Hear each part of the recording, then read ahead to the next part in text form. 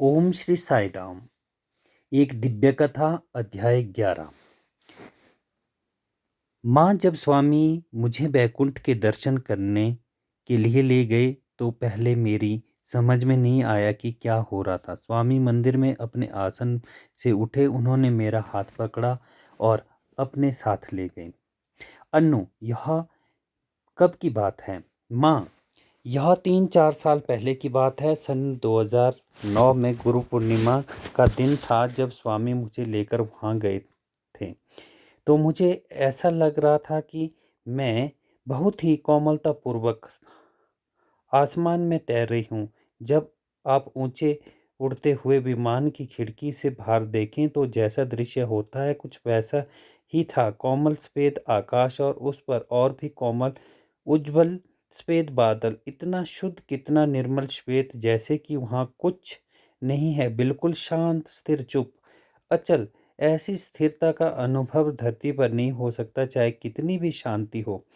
ऐसी पूर्ण शांति नहीं हो सकती, जैसे कि कोई नहीं है, कुछ नहीं है।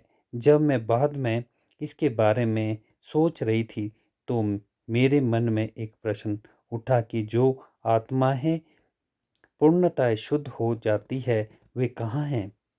अनु, आपने बैकुंठ में कैसे प्रवेश किया? क्या कोई द्वार था?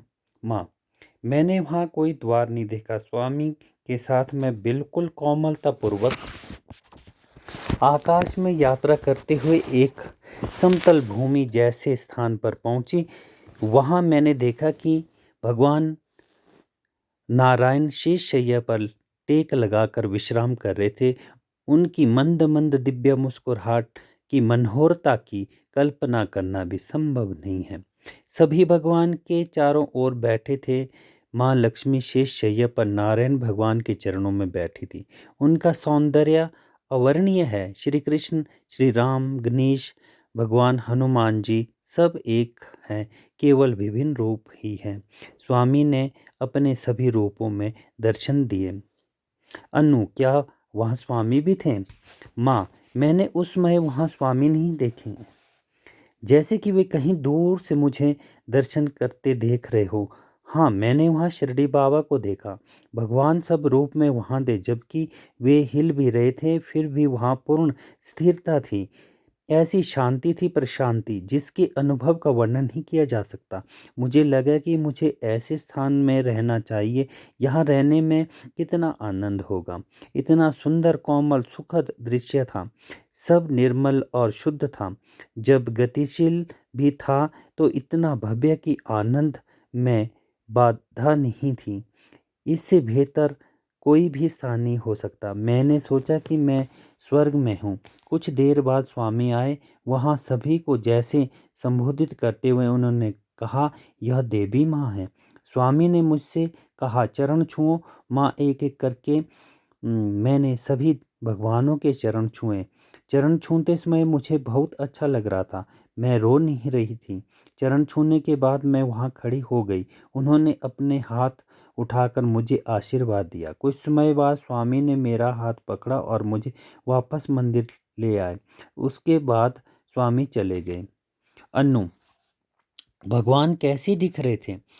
माँ, नारायण भगवान ने पीले रंग के वस्त्र पहने थे और माँ लक्ष्मी ने लाल रंग के। सभी भगवान बहुत सुंदर लग रहे थे, जैसे हम शिव भगवान को चित्र में देखते हैं।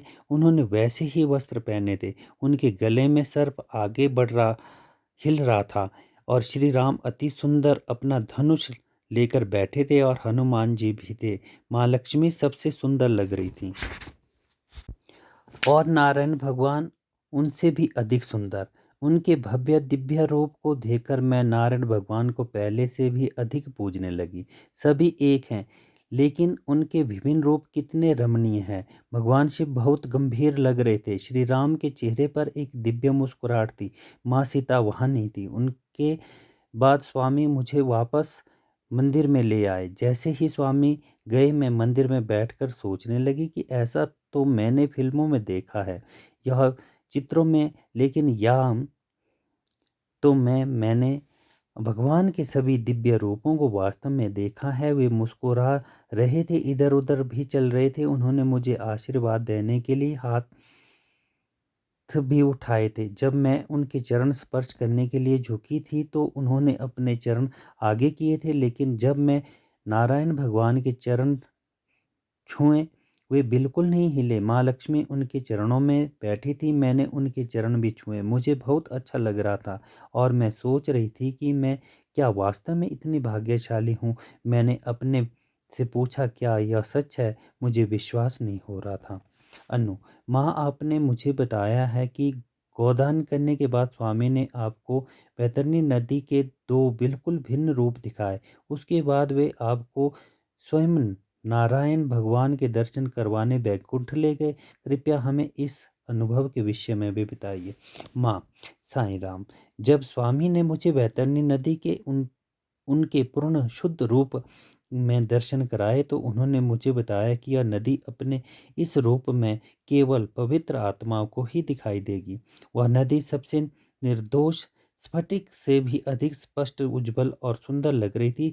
स्वामी ने धीरे से मेरा हाथ पकड़ा, जैसे मुझे कहीं ले जा रहे हो। मुझे नहीं पता था कि वे कहाँ ले जा रहे हैं, लेकिन मैं उनके साथ चल दी। कुछ देर के बाद मुझे दूर से एक चाप के आकार का द्वार सा दिखने लगा। दूर से भी वह सोने की तरह चमक रहा था और बहुत प्रभावशाली लग रहा था। स्वामी ने अपना हाथ उठाकर उसकी ओर इशारा किया, मानो मुझे दिखा रहे हो कि हम कहाँ जा रहे हैं। जब हम वहाँ पहुँचे और मैं उस द्वार के आगे खड़ी थी तो मैं सोच रही थी कि यह कितना विशाल, सुंदर और आलीशान द्वार है। मैंने देखा कि उस द्वार के बीच में दो फाटक थे, लेकिन वे बंद थे। द्वार के साथ मैंने कोई दीवार को नहीं देखा, केवल द्वार था। स्वामी ने अपने दाएं चरण को जैसे आगे बढ़ाया, वैसे ही वे द्वार स्वयं खुलने लगे। स्वामी ने द्वार से प्रवेश किया और मैं भी उनके पीछे पीछे अंदर गई। अंदर देखने के लिए नज़र उठाई तो ओह, मैं सामने का दृश्य देख करके स्तब्धित रह गई। मेरा सिर झुक गया और हाथ मानो स्वयं ही भगवान का अभिवादन करने के लिए जुड़ गए। नारायण भगवान शेषशय्या पर विराजमान थे। मंत्रमुग्ध होकर, शुद्ध बुद्ध खोकर मैंने उनके दर्शन किए। कैसे बताऊं, कैसे वर्णन करूं, कितने सुंदर, कितने दिव्य, कितने विराट, कितने शानदार, कितनी मुस्कुराहट, कितनी मनोहर की नज़र नहीं हटा सकते, मानो चुंबक जैसे अपनी ओर खींचता है। उन्होंने पीले रंग के सुंदर वस्त्र, सोने का मुकुट और कई आभूषण भी पहने थे। माँ लक्ष्मी लाल साड़ी और अति सुंदर गहने पहनकर भगवान के चरणों में बैठी थी। नारायण भगवान ने कहा, आओ देवी, चरण स्पर्श करो। मैं भगवान के पास गई और धीरे से उनके दिव्य चरण कमलों को छू करके सहस्त्र कोटि प्रणाम किया। उसके बाद मैंने महालक्ष्मी के दिव्य चरणों का भी स्पर्श किया। उन्होंने अपने हाथ उठाकर मुझे आशीर्वाद दिया। स्वामी ने आगे बढ़ने और मैं भी उनके साथ साथ, हम धीरे धीरे मानो हवा में तैर रहे थे। वहाँ सब और एक बहुत निर्मल, हल्के नीले और सफ़ेद रंग की आभा थी, कुछ वैसी जब हम हवाई जहाज की खिड़की से बाहर देखते हैं तो सफ़ेद रुई जैसे बादल नज़र आते हैं, शुद्ध, शांत और पवित्र। जैसे आगे बढ़े मैंने सामने देखा तो मुझे कहीं मानव आकृतियां नजर आ रही थी। मैंने उन्हें सब तरफ देखा पर वे एक दूसरे से कुछ दूर पर थी। इतनी दूर से भी वे दिव्य प्रतीत हो रहे थे। उन्होंने शुद्ध सफ़ेद वस्त्र पहने थे और मेरे ही जैसी धीरे धीरे हवा में तैर रहे थे। उनमें जो स्थिरता थी उनका वर्णन करना कठिन है। मैंने कभी इतने शांत और उज्जवल चेहरे नहीं देखे। दूर से मुझे दिख रहा था कि इनमें से कुछ तो बिल्कुल नहीं हिल रहे थे, कुछ इधर उधर घूम रहे थे और कुछ बैठे थे सफ़ेद संगमरमर से बनी ऊंची पीढ़ियों पर। जब मैं उनके साथ से होती हुई निकली थी तो उनकी दिव्यता को महसूस करके मेरे हाथ श्रद्धा से स्वयं ही जुड़ जाते। मैंने सोचा कि ये अवश्य ही वे शुद्ध आत्माएं होगी जिनको वैकुंठ में प्रवेश करने की अनुमति मिल गई थी। इनमें से कुछ ने मेरा स्वागत करते हुए कहा, आओ देवी। मैं मुग्ध थी इतनी दिव्य सुंदरता के बीच में मैंने दूर से भगवान शिव के भी दर्शन किए। भगवान एक शुद्ध श्वेत बर्फ के बने हुए टीले पर बैठे हुए थे। मैंने दूर से भगवान के अन्य रूपों के भी दर्शन किए। वैकुंठ से अधिक पवित्र स्थान और कोई नहीं हो सकता।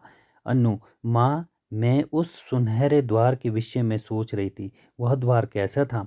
माँ, मुझे लगा कि द्वार बहुत विशाल है, लेकिन उस समय मैंने उसके बारे में नहीं सोचा क्योंकि मेरा पूरा ध्यान स्वामी पर था। उनके साथ मैं परमानंद का अनुभव कर रही थी।